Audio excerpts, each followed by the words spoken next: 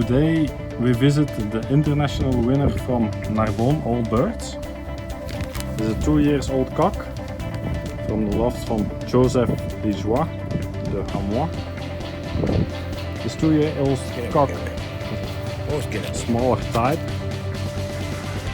win the first national Narbonne in Belgium against 5,749 all birds.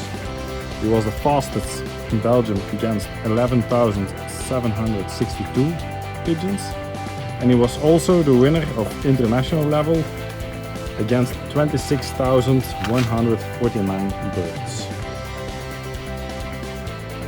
He fly on Narbonne and the total distance was 816 and the velocity was 1078 meters per minute.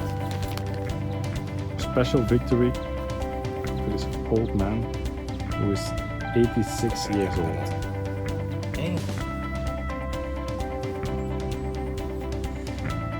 Il veut rentrer, hein, c'est ça qu'il a. Hein.